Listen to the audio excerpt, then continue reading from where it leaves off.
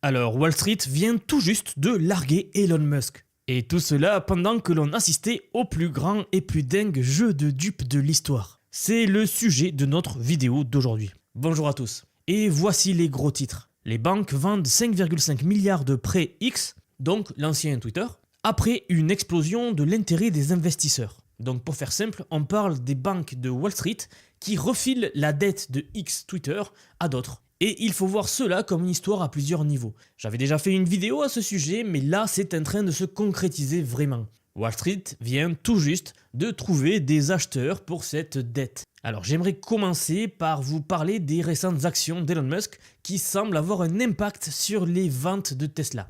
Les ventes de Tesla ont plongé de 63% dans le deuxième plus grand marché de véhicules électriques en Europe. Et je ne sais pas si vous le saviez, mais je parle de la France. Oui, les ventes de Tesla en France ont chuté de 63% cette année. Vous avez aussi ça, et je lis, les ventes de Tesla connaissent une baisse significative en Europe suite aux récentes déclarations d'Elon Musk. Tesla devient toxique alors que les ventes s'écrasent en Europe et au Royaume-Uni. Je vais vous donner quelques chiffres. Les ventes de Tesla ont plongé de 59% en Allemagne, au plus bas niveau depuis des années et des années. Comme vous le savez, je viens de faire une vidéo où je parlais d'Elon Musk justement, qui est impliqué dans toutes sortes de trucs aux États-Unis. Et bien qu'il semble que beaucoup de choses qu'il fasse soient légales, bien sûr, ces situations soulèvent quand même des questions sur la pratique de l'entreprise elle-même. Car en fait, ça affecte les ventes de Tesla. D'ailleurs, le cours même de l'action Tesla est en chute libre depuis le mois dernier et la Californie pourrait être en train de se retourner contre Elon Musk. Regardez par exemple, vous avez ce titre-là, les ventes de Tesla déclinent en Californie. Le modèle 3 plonge de 36%. Mais attendez, parce qu'il y a encore plus, vous avez l'Australie où les ventes de Tesla sont aussi en chute libre. Et parlons également du Royaume-Uni par exemple, car oui, ce gars-là, il dirige une entreprise qui est partout dans le monde, donc il y a des répercussions énormes un peu partout. Regardez ce titre. Les rivaux chinois dépassent Tesla alors que la Grande-Bretagne se retourne contre Musk. Il y a une combinaison de gens qui n'aiment pas Musk. Plus de concurrence donc. Vous le savez peut-être, mais la dernière lubie d'Elon Musk, c'est de développer et de vendre ces robots Optimus de Tesla. Et non, je ne plaisante pas, il parle bien de robots humanoïdes. Si vous ne me connaissez pas encore, j'ai une chaîne qui parle et analyse toutes les actus technologiques. Je fais souvent des vidéos sur les robots et notamment le robot Optimus de Tesla, car cette entreprise est en train de développer le robot qui, a priori, sera le robot qui est censé révolutionner le monde. Un robot qui se présente comme nous, comme les humains, et qui sera capable de travailler comme nous, dans les usines, dans les bureaux, partout. Mais bon, cette annonce de Musk comme quoi ils sont en train d'accélérer la production du robot Optimus, eh bien, vous savez, ça arrive au moment où les ventes de Tesla sont en berne. Alors je ne pense pas que ce soit si anodin que ça. Je vais vous montrer quelques chiffres à l'écran, regardez les PE, donc ça vient de l'anglais, ça veut dire Price to Earnings Ratio. Si je traduis en français, c'est le ratio entre le cours de l'action et le bénéfice réel d'une entreprise. Donc ça sert notamment à voir les fondamentaux d'une entreprise pour savoir si elle a des fondamentaux solides et voir si l'action n'est pas trop surévaluée. Eh bien regardez, on est dans les 130, 160, 190, ce qui est donc assez élevé quand même. Et pendant que tout ça se passe, que Tesla semble un peu dans la tourmente en ce moment, que des gens vendent leurs dettes de chez X, que Elon Musk lui-même s'implique en politique, eh bien, il trouve quand même le temps de tweeter sur les jeux vidéo et dire qu'il va streamer des jeux vidéo. D'ailleurs, si vous voulez regarder Elon Musk streamer des jeux vidéo, apparemment il le fait sur Starlink quelques soirs de la semaine. Et pour avoir vu certains posts Twitter passer, effectivement, il est vraiment en train de streamer des jeux vidéo malgré tout cela. Après, c'est aussi le genre de truc qu'il tweet pour énerver les gens partout dans le monde. Regardez cet autre exemple. Il a tweeté ça le 2 février. Peuple d'Europe, rejoignez le mouvement MEGA, Make Europe Great Again. En référence bien sûr au mouvement MAGA aux États-Unis qui a fait élire Trump. Il y a même un de ses comptes de promo boursière qui dit la chose suivante. Hey, comment les Américains peuvent-ils aider ? Comme s'il voulait que les Américains s'impliquent également dans la politique européenne. Et ça, c'est là où ça devient vraiment intéressant, c'est de savoir s'il y a de l'argent étranger qui soutient Tesla, SpaceX, Twitter ou Elon Musk lui-même. En fait, je suis tombé sur les titres suivants. Un oligarque russe détenait des parts dans SpaceX de Musk via un trust fund pendant qu'il était sous sanction.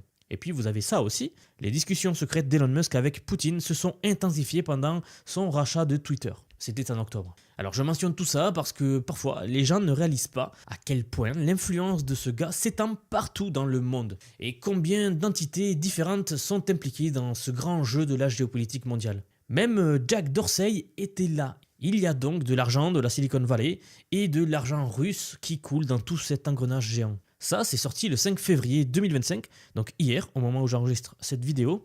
Reddit bloque le forum White People Twitter après que Musk a dit que le post violait la loi. Donc vous voyez qu'il a quand même également une influence assez conséquente aux États-Unis actuellement. Et en plus de ça, encore une fois, il est soutenu par toutes sortes de choses.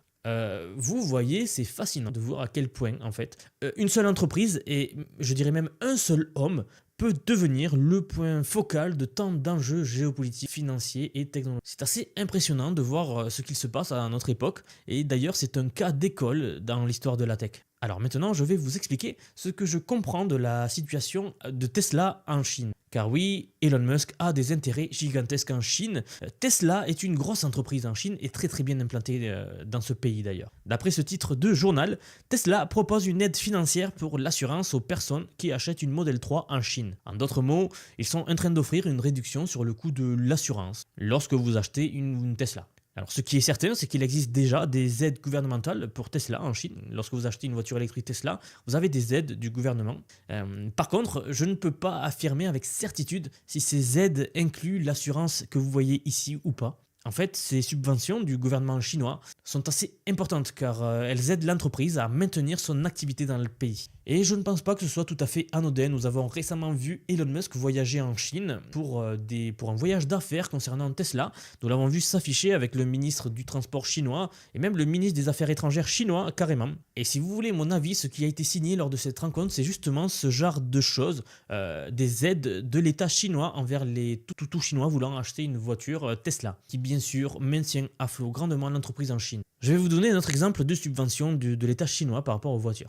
C'est quelque chose qui est proposé actuellement aux constructeurs automobiles en Chine. Si vous échangez votre voiture conventionnelle, donc à diesel ou essence, pour une voiture électrique, eh bien vous obtenez une meilleure reprise, tout cela grâce à l'État chinois. Et je pense que c'est ce genre de subvention qui est en train d'aider Tesla en Chine. Donc ici, l'entreprise propose des réductions sur l'assurance pour attirer plus d'acheteurs, vous l'aurez compris. Mais c'est un système qui est maintenu artificiellement grâce aux aides de l'État chinois. De plus, une nouvelle information sortie aujourd'hui est assez intéressante, regardez ce titre. En fait, Elon Musk a annoncé que Tesla proposera une assurance auto moins chère, mais uniquement pour les clients acceptant d'utiliser le système de conduite autonome Full Self-Driving. Donc le FSD, ça c'est le nom de leur logiciel pour les voitures autonomes, c'est-à-dire que lorsque vous installez ce logiciel dans votre voiture, eh bien elle va se conduire toute seule. Et en faisant ce move-là, eh bien Elon Musk veut pousser la mise en avant du FSD, c'est-à-dire qu'il va pousser les gens à acquérir le FSD en leur simplifiant les démarches comme par exemple l'acquisition d'une assurance, etc. Par contre, la question de la sécurité est particulièrement importante, surtout quand on parle de conduite autonome, vous vous en doutez. Donc tout cela, tout ce que je viens de vous dire, eh bien, en fait, intervient dans un contexte où Tesla fait face à des problèmes de demande sur le marché chinois. C'est d'ailleurs pour ça que je voulais vous montrer ces titres, mais pourquoi est-ce que je parle de tout ça exactement? Alors je vais vous expliquer ça très rapidement, mais d'abord c'est très important de comprendre que la majorité de la fortune d'Elon Musk est basée sur le cours de l'action Tesla. C'est là où réside sa plus grande fortune. Eh bien, écoutez bien, c'est là que tout se connecte. Pour acheter Twitter, il a dû vendre des actions Tesla. Mais il ne pouvait pas tout vendre, bien sûr, au risque de faire s'écrouler l'action, car quand vous vendez des actions en masse comme ça, eh bien c'est le prix de l'offre et la demande. Plus d'offres pour une demande similaire fait chuter le prix. Et ce qu'il a dû faire, c'est emprunter de l'argent pour pouvoir acheter Twitter. Et c'est assez intéressant car quand les gens entendent que Elon Musk c'est l'homme le plus riche du monde, eh bien ils pourraient se demander mais pourquoi est-ce qu'il emprunte de l'argent? C'est exactement pour cela. En fait, même plus, l'entreprise, eh bien, elle fait face à un niveau d'endettement significatif. C'est pour ça que Wall Street est en train de revendre la dette, même à perte, de Elon Musk. Et le taux d'intérêt du prêt, c'est assez dingue en fait. Aux dernières nouvelles, quand j'ai consulté il y a quelques heures, en fait, c'était à 11%, ce qui est complètement fou quand on parle de ces gros montants. C'était un prêt de 13 milliards de dollars de mémoire, ou un truc comme ça. C'est assez dingue. Donc en fait, vous allez payer genre 1 milliard de dollars par mois d'intérêt, ce qui représente des charges financières considérables pour une entreprise, quelle qu'elle soit, même Tesla.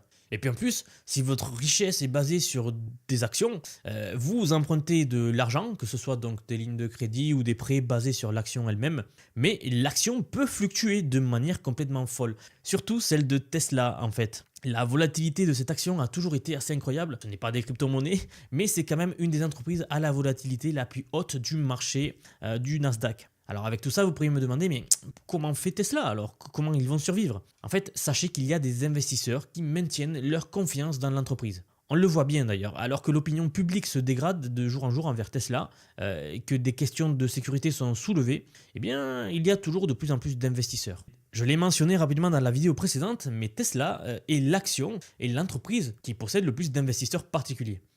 En fait, si vous prenez tous les investisseurs particuliers qui existent aujourd'hui dans le monde, eh bien c'est sur Tesla qu'ils investissent le plus. C'est un peu l'action rockstar dans le domaine des investissements. Donc il y a déjà une très grande part d'investisseurs particuliers qui sont en train de soutenir tout cela, car tout simplement ils croient au projet d'Elon Musk et ils croient en l'avenir de Elon Musk. Mais il y a aussi de nombreux milliardaires qui sont derrière tout cela. Mais avant de voir ça, regardez encore un petit titre concernant le Cybertruck. On peut y lire: Tesla baisse drastiquement le prix du leasing du Cybertruck, donc la location du Cybertruck, et offre même le WP gratuitement. Si vous voulez louer un Cybertruck aujourd'hui, eh bien ça coûte à peu près 749 $, un truc comme ça par mois, ce qui n'est pas beaucoup. Également, actuellement, Tesla se retrouve face à pas mal de problèmes juridiques.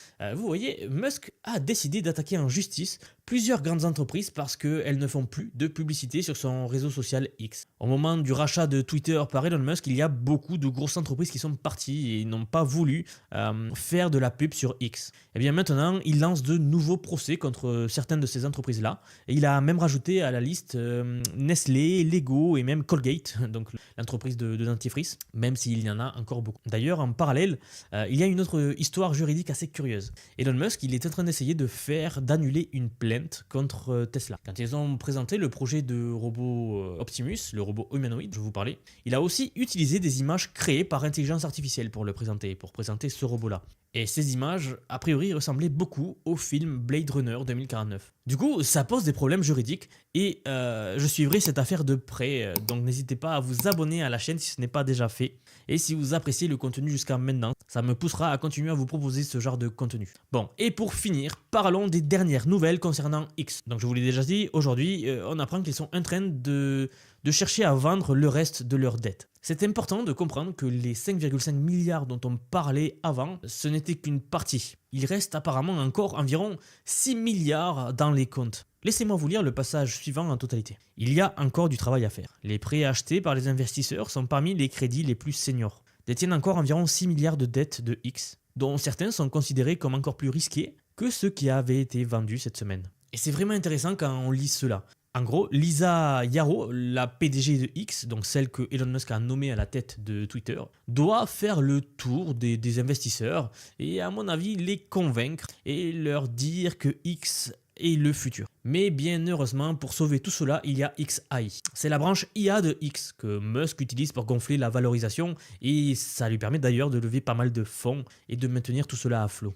En fait, oui, c'est ce qui maintient X à flot. L'IA, c'est la technologie qui arrive la plus révolutionnaire que nous n'ayons jamais créée et le fait que Musk s'y positionne maintenant attire énormément d'investisseurs. Donc je pense que vous aurez compris la situation financière de X en ce moment. Ils sont en train d'essayer d'attirer de nouveaux investisseurs en proposant un deal plutôt alléchant en fait quand on y pense, un taux d'intérêt de 11% sur leur investissement, avec Musk et son équipe comme garant. Voilà donc le truc intéressant, Wall Street est en train de vendre ses parts à perte, tellement ils veulent se débarrasser de cet investissement qu'ils ont sur X. Et avant, ces prix valaient encore moins. Mais de nouveaux investisseurs ont été trouvés et investissent et acceptent en fait de reprendre cette dette-là que Wall Street est en train d'essayer de vendre. En fait, pour le dire très clairement, c'est comme si vous alliez voir X et voilà, je vous donne 10 000 € et je vous rachète la dette. Eh bien, ils vont récupérer 10 000 € plus 11%.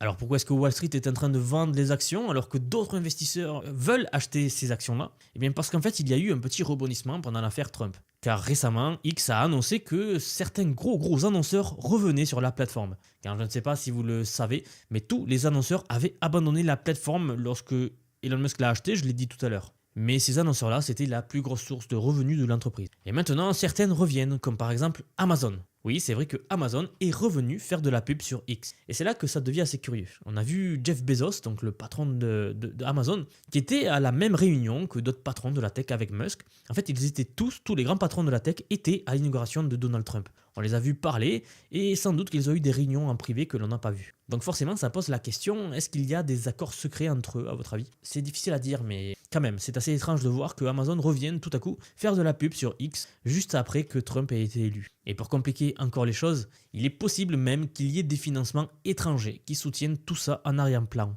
Très récemment, des investisseurs dont Pinko et Citadel, donc de gros fonds d'investissement, ont accepté de racheter les prêts de X avec cette dette donc qui a un taux d'intérêt d'environ 1. Ils les ont achetés pour 97 cents par dollar. En gros, ce sont des coûts d'emprunt plusieurs points au-dessus même des prêts les plus risqués de Wall Street. Donc voilà, la vraie question que je me pose aujourd'hui, c'est est-ce qu'il y a de l'argent étranger qui soutient tout cela, qui accepte de prendre des pertes pour diffuser certains messages sur X par exemple? Je vais vous donner un exemple. Elon Musk veut supprimer toutes les régulations des investissements étrangers. En fait, si vous faites ça, eh bien soudainement, vous pourriez accepter n'importe quel financement de Chine ou même de Russie. Donc ce sera une histoire à suivre et je vais la suivre pour vous d'ailleurs. Mais quoi qu'il en soit, on a ici tous les ingrédients d'une histoire tech moderne. Un leader charismatique qui vous promet la Lune et même Mars, d'aller sur Mars. Des investisseurs qui jonglent avec des milliards comme si c'était rien du tout. Des réseaux sociaux qui amplifient tout ça. C'est le parfait exemple de comment l'industrie tech aujourd'hui fonctionne et avec ses zones d'ombre et de lumière. En fait, ce qui est particulièrement intéressant à voir, c'est de voir comment tout s'interconnecte ici. La valorisation boursière, les promesses technologiques, les enjeux géopolitiques, les réseaux sociaux, etc. On est vraiment dans un monde de plus en plus connecté et c'est un véritable cas d'école de la tech moderne.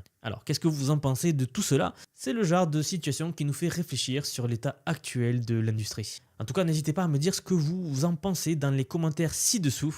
Et je vous rappelle que si ce n'est pas déjà fait et que vous avez apprécié cette vidéo, vous pouvez vous abonner pour soutenir la croissance de la chaîne, moi me pousser à continuer et surtout vous, restez au courant de toutes ces infos économiques, géopolitiques et technologiques qui arrivent très vite. Voilà, c'est tout pour moi. Merci d'avoir regardé et je vous dis à très bientôt pour la prochaine info.